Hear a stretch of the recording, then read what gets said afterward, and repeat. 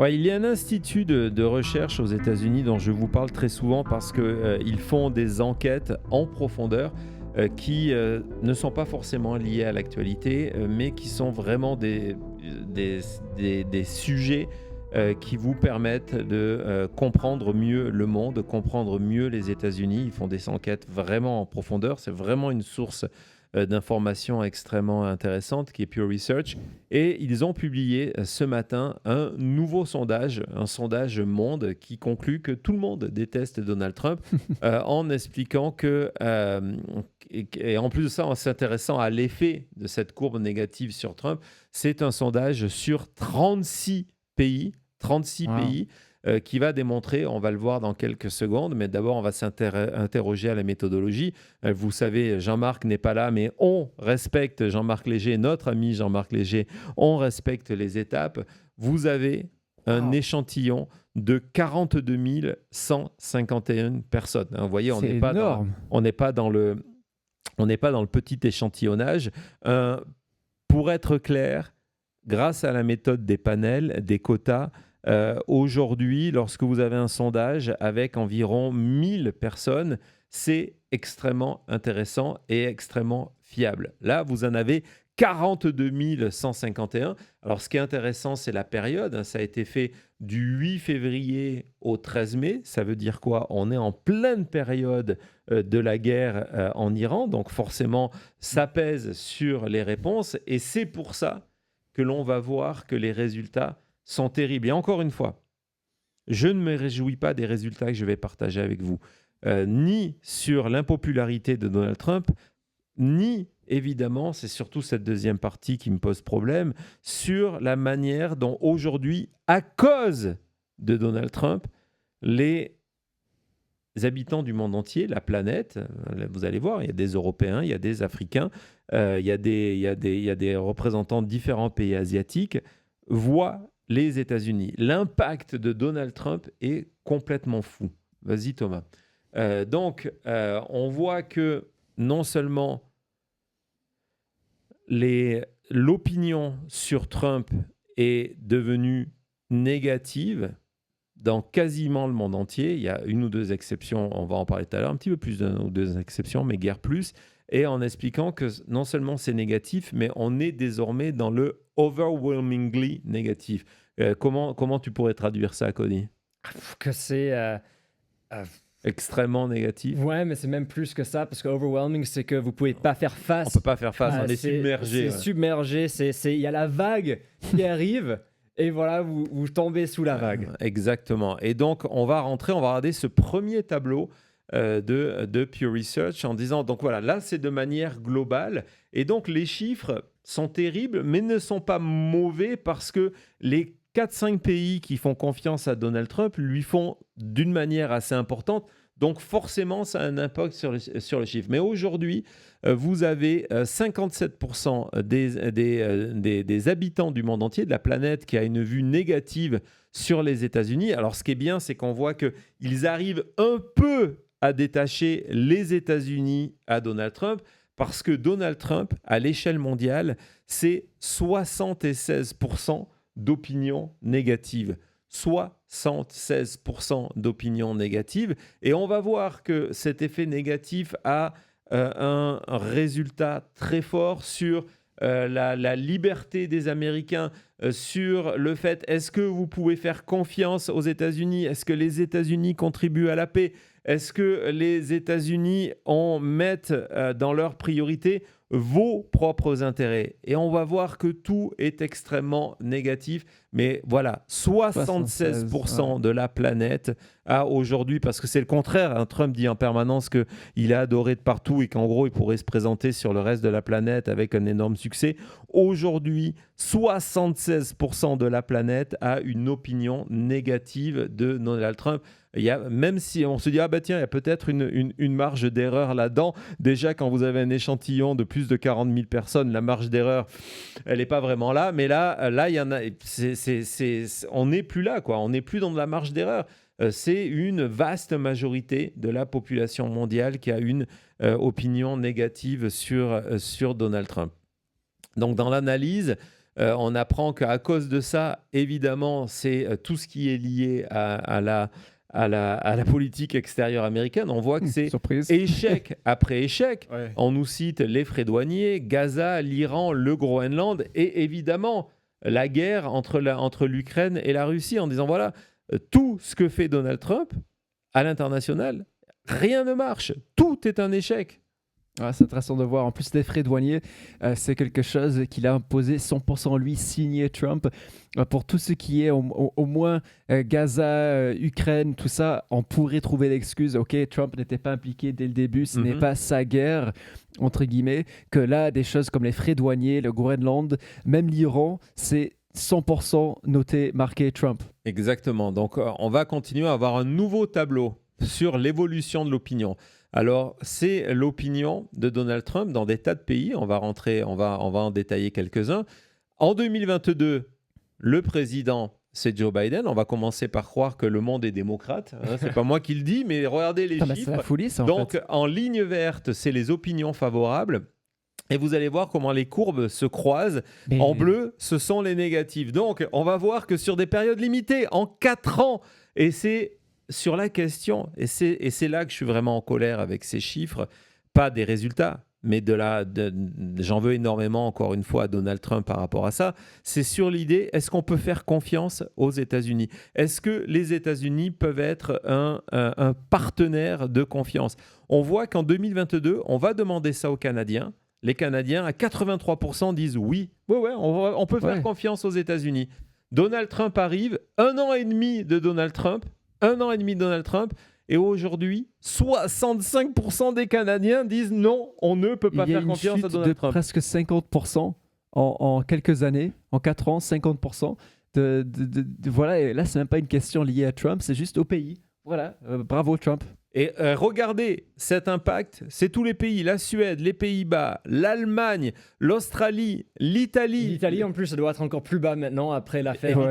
Évidemment, et les attaques contre le pape, n'oublions pas, on et n'en le a pape, pas parlé tout ouais. à l'heure, les attaques contre le pape. Regardez l'Espagne, regardez la France.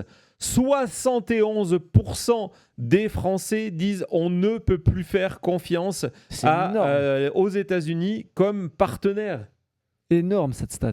On voit qu'en Angleterre, c'est un des meilleurs résultats que Trump obtient, où on est à du 50-49. Mais bon, vous avez une chute, hein, la courbe est là. Parce qu'il commence à 82. Quand on compare avec la France, c'est 62. L'Espagne, c'est 68. Donc, Bien sûr. pour passer à du négatif, il y a vraiment une vraie chute. C'est une vraie chute. Et regardez, même les pays qui, historiquement, ont soutenu Donald Trump, comme la Corée du Sud, comme la Pologne, on parlera de la Hongrie tout à l'heure, vous avez le même phénomène. En Malaisie, je ne sais pas ce qu'il a fait en Malaisie, mais il est mal aimé en Malaisie. Il y a un Je ne malaise. sais pas, parce qu'en 2022, en fait, c'est un sentiment anti-américain en général. On avait déjà 57% d'opinion négative sur les États-Unis comme partenaire.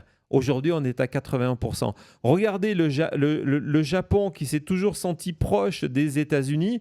Regardez ce qu'est en train de faire Trump. On est à peut-être 1 an que les courbes se croisent. Il y a un seul pays. Un seul pays dans cet exemple Ouais. où il y a de la hausse et c'est que de 6%.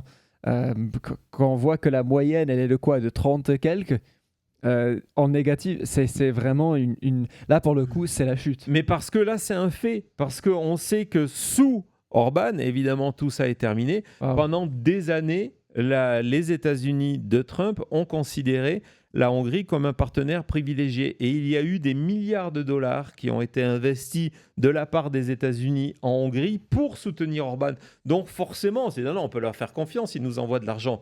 Mais les autres pays, vous voyez la réponse. Je vous ai dit, hein, c'est un sondage extrêmement intéressant. Donc on va continuer à l'explorer. Donc évidemment, on revient sur le Canada. On est passé de 83 à 35%. Ouch. C'est terrible.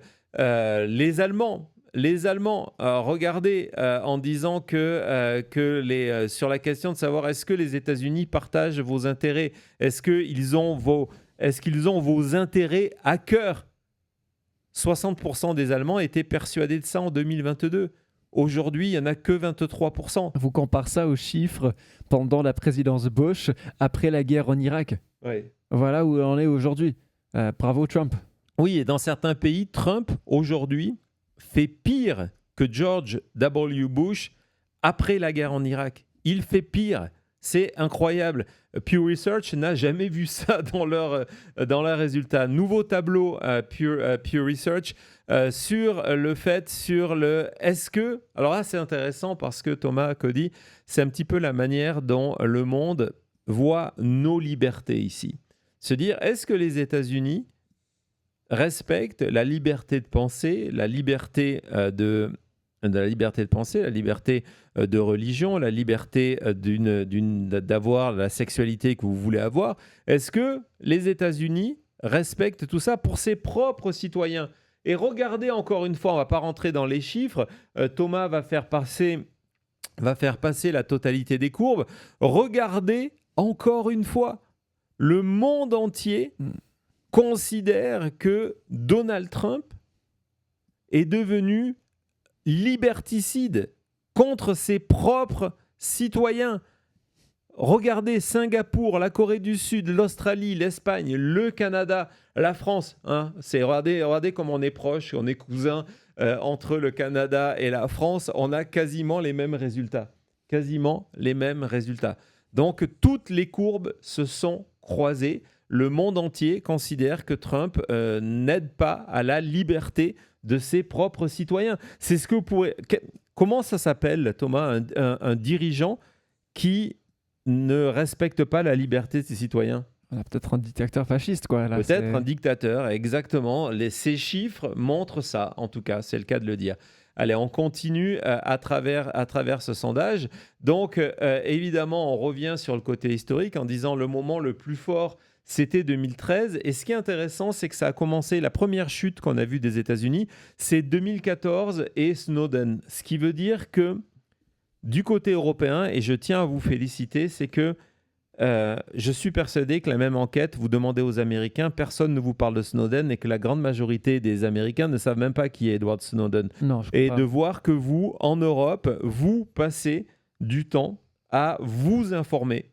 Et du coup, ça vous permet d'avoir ce genre d'analyse. Et aujourd'hui, donc, pic Snowden, puis c'était redémarré, puis ça avait baissé. On va voir comment ça évolue à travers les présidences. Et aujourd'hui, sur la question du respect des libertés individuelles, c'est le plus mauvais score que depuis Pew Research fait ce travail-là. C'est le plus mauvais score des États-Unis dans tous ces pays depuis que Pew Research fait des sondages à l'international. Je voyais le terme de magicien. Donc cette courbe-là, c'est directement sur Trump. Donc, on va voir qu'il y a quelques pays qui ont confiance à Trump. Regardez, il y en a 5. Qui va faire la bonne chose. Ouais, les codes d'opinion positive aux Philippines. Ouais, bon, encore un on pays sait que qui pendant n'est pas... des années, il a soutenu le gouvernement philippin en disant que c'était un exemple, entre autres, comment ils exécutaient les trafiquants de drogue. Encore un pays qui est fort dans la démocratie que Trump aime. Exactement.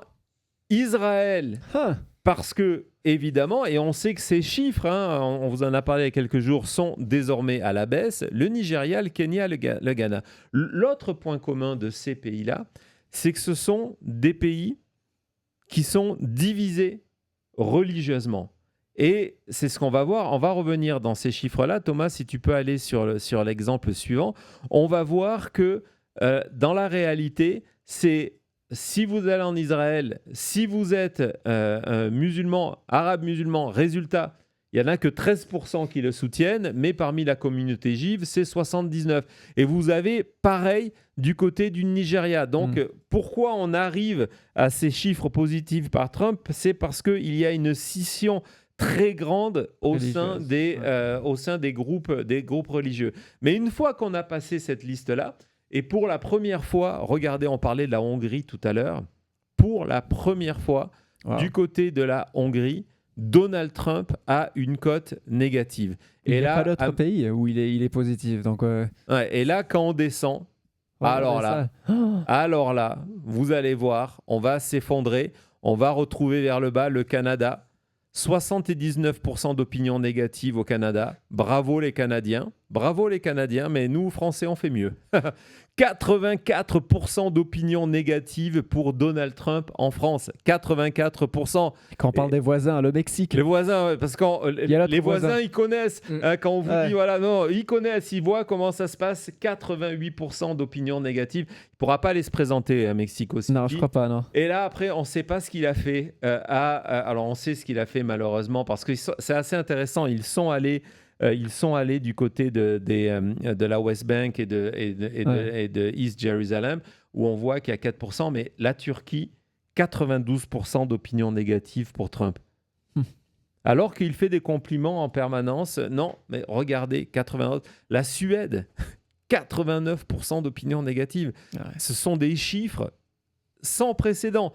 C'est ce que répète Pew dans son article. Regardez ça, la moyenne sur les 36 pays. C'est comme ça qu'on arrive sur le 76-23.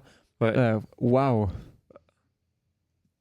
Donc, on va continuer dans cette série. Je sais pas ce que tu en penses, Cody, mais je trouve que c'est assez fascinant. Hein. C'est fou, je sais qu'on parle souvent des États-Unis, l'impact aux États-Unis, mais de voir aussi l'impact sur le globe. Et bien sûr, quand vous voyez ces chiffres-là, ça va se traduire dans... Il y a moins de tourisme, il y a moins d'affaires, donc un véritable impact aussi économique pour les États-Unis, bien sûr un impact négatif. Bon, il y a Lolo qui nous rassure en disant qu'il fait partie des 84%. Très bien. Donc ça, on vient de le voir, je viens d'en parler. On va passer sur l'extrait suivant. En expliquant que il n'y a pas un pays où sa cote s'est améliorée. Il n'y a aucune augmentation. Il n'a aucune augmentation. C'est-à-dire que même dans les pays où il est positif, il perd des points. De partout, dans le monde entier. C'est la chute. C'est la chute. Plus le temps passe, plus les gens ont une opinion négative de Donald Trump. C'est encore une fois, je me répète, c'est sans précédent. Même si on aime Trump, on l'aime de moins en moins. Et regardez ce que ça veut dire depuis le début de cette enquête, depuis la présidence Bush. Donc, on voit que le monde, en général, là, ces 4 pays, pourquoi ces 4 pays ? Parce que ce sont des alliés historiques des États-Unis. L'Angleterre en vert, l'Espagne en rouge, l'Allemagne en noir et la France en bleu.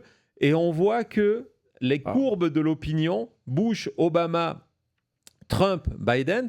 Donc, on voit que la courbe d'Obama, c'est ce qu'on disait tout à l'heure, elle a baissé avec l'affaire Snowden, pour après un petit peu remonter. Mais Trump, c'est vraiment très très bas. Et regardez, la France, on démarre à Bush à 20% d'opinion positive en France. Bush, 20%. Trump en a 15 aujourd'hui. Pire que Bush. Pire que Bush. Dans tous les États. Dans tous les pays. Et sûrement aussi tous les États aussi. Dans tous les pays. Courbe, donc tableau suivant, excusez-moi. Tableau suivant, on voit que c'est sur tous les sujets quand on va leur demander ICE, 65% du monde est opposé. Regardez le bilan, l'Iran, 74%. Il n'y a pas un sujet qui est dans le vert là. Non, et les frais douaniers. Quand on vous dit les frais douaniers, c'est le pire. Les frais douaniers, 77%, le Groenland, 68%. L'Iran, on l'a vu, Gaza 76, l'Ukraine 72. Son meilleur sujet, c'est l'aide internationale. Et encore, il a que 37% de codes positifs. Ouais. Son meilleur chiffre, c'est du 37, quoi. C'est son meilleur chiffre. Là, évidemment, on va s'intéresser à nos pays, aux pays qui sont dans la communauté. Donc, 66%. Du coup, là, on n'est plus dans Trump. Ces chiffres-là, c'est la manière dont les Canadiens voient les États-Unis. Et à cause de Trump, 66% des Canadiens ont une vue négative des États-Unis. 70% des Français ont aujourd'hui une vue négative. 71% des Allemands. 80% des Suédois ont une vue négative des États-Unis. Donald Trump aura réussi à dire les États-Unis, c'est moi. C'est l'effet roi soleil. On voit qu'il incarne. Donc évidemment, on retrouve les mêmes pays. Les mêmes pays qui ont une vue positive des États-Unis sont ceux qui avaient une vue plus ou moins positive de Donald Trump. Donc, une fois, la moyenne 57-37 pour Trump. Exactement. Donc, on va avoir un autre tableau.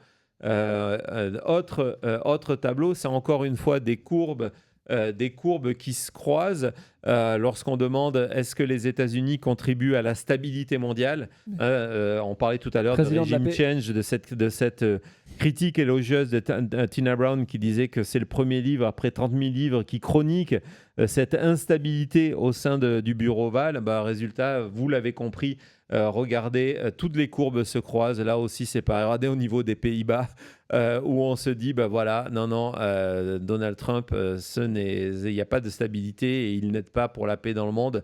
Je crois qu'il n'y a pas une courbe, non, je crois qu'elles se croisent toutes, je ne m'en souviens pas. Alors, regardez, Mexico était parti faible. Alors là, c'est pire. L'Afrique du Sud, pour l'instant, pourtant, qui est le seul pays qui bénéficie de Donald Trump, qui fait venir les Blancs d'Afrique du Sud. Non. Regardez, Rien. c'est le monde entier qui rejette encore Trump sur cette question-là.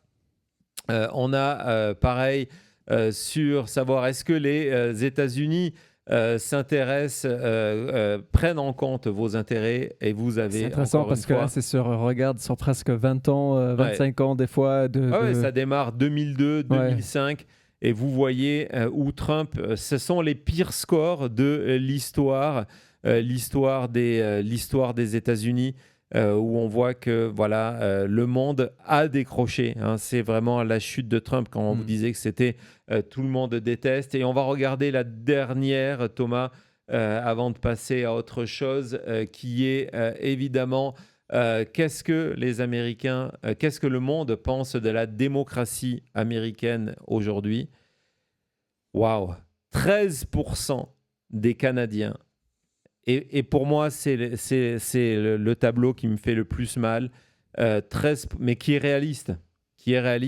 Et je me dis que parmi ces 13% des Canadiens, peut-être il y a un ou deux spectateurs de la chute, en tout cas, parce que c'est ce qu'on vous dit ici. 13% des Canadiens considèrent que la démocratie américaine sous Trump est un bon exemple à suivre. Ce qui est très triste 13%. aussi, c'est qu'il y a 67% qui disent que les États-Unis, c'était un bon exemple pour la démocratie, mais plus maintenant. Non, c'est terminé. Regarde du côté de l'Allemagne. L'Allemagne, 9% considèrent que c'était un bon exemple, alors que disent 62%. Dans le passé, c'était un bon exemple, mais c'est terminé.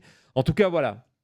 On vient de voir un petit peu, donc en revenant sur le titre et sur le visuel choisi par Thomas, sur le fait que tout le monde le déteste.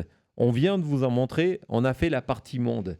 Mais quand j'ai choisi ce titre de tout le monde, c'est complètement inclusif, vous allez voir. Parce qu'on va parler des derniers chiffres aux États-Unis et vous allez voir, c'est extrêmement préoccupant pour les républicains. On est passé, et vous allez voir, ce ne sont pas mes termes, ce sont les termes de différents experts, dans un scénario catastrophique pour les élections de mi-mandat du 3 novembre prochain. À tout de suite.